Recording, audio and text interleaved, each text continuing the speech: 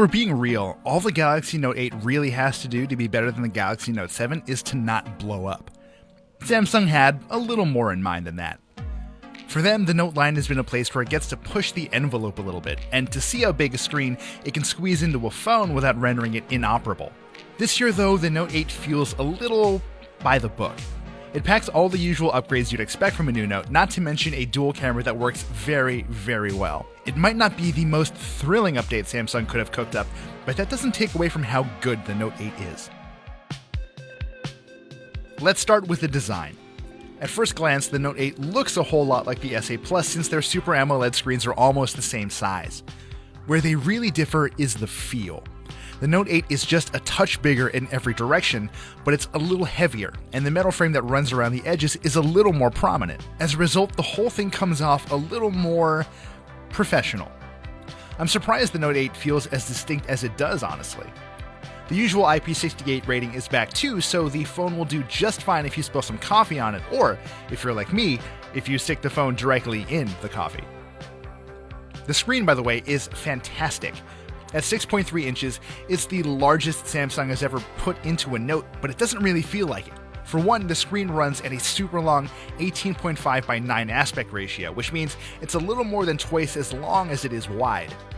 That makes the Note 8 a very strong choice for people who dig split-screen multitasking, but it also means the screen is narrower than usual. In other words, the Note 8 is a big phone that doesn't necessarily feel like one. More importantly, this Super AMOLED screen is a beauty.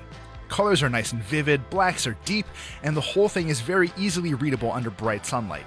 I wish the Note 8 had a better speaker though. It's loud enough, but most music sounds hollow and kind of unsatisfying. Good thing the Note comes with a solid pair of earbuds. Meanwhile, the software is exactly what you'd expect. Aside from a few extra touches, it's a dead ringer for the customized version of Android 7.1 you'll find on the Galaxy S8s. Thankfully, Samsung's interface feels much more fluid and mature this year, and even with all of the company's extra add-ons, I still prefer it over the custom UIs used by other phone makers. It's full of neat touches too. Long pressing an app, for example, presents a pop-up menu where you can disable or uninstall the app without a trip into the settings. The Edge UX is back too, offering you quick access to your favorite apps and contacts. It's a nice touch, but I often forget that little menu's even there. New to the mix this time is what Samsung calls App Pairs. You can link two of these apps to launch in a split-screen mode at the same time. That's another thoughtful addition, but it doesn't really serve much of a purpose.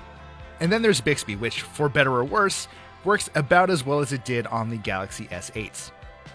Long story short, Bixby was designed to perform more in-depth tasks than your usual assistant. So, conversational commands like show me my photos from Brooklyn work fine, but so do more complex requests like open YouTube and show me my subscriptions.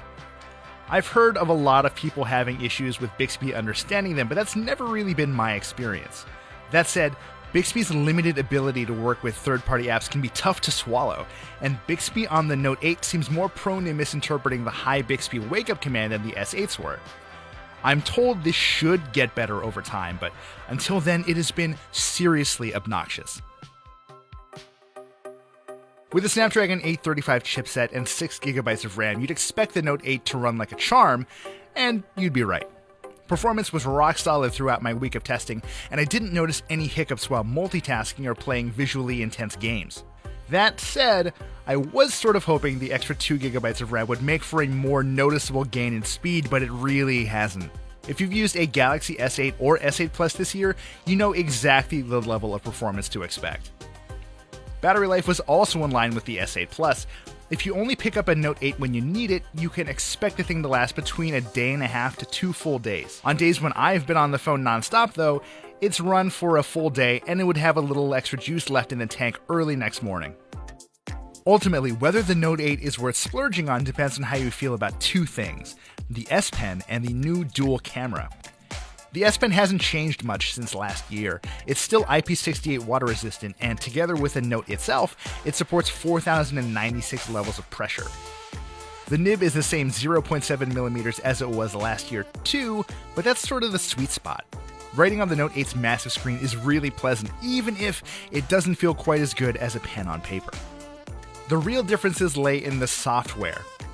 You can now write up to 100 pages as a memo while the screen is off, though I'd seriously doubt you'd ever need to.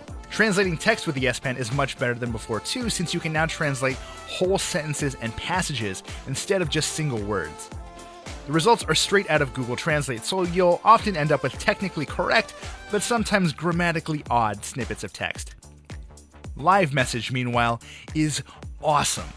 Long story short, you can doodle animated messages, lay them on top of photos, and save them as GIFs you can blast out to friends. Is it a game changer? Absolutely not, but it's a hell of a lot of fun. And now we've come to Samsung's first dual camera, which combines a 12 megapixel telephoto sensor with another 12 megapixel sensor for wide-angle shooting. In a word, this camera is excellent. Samsung has designed these two sensors to work in tandem, so unlike devices like the V30, there's no quick toggle between wide-angle and telephoto shooting.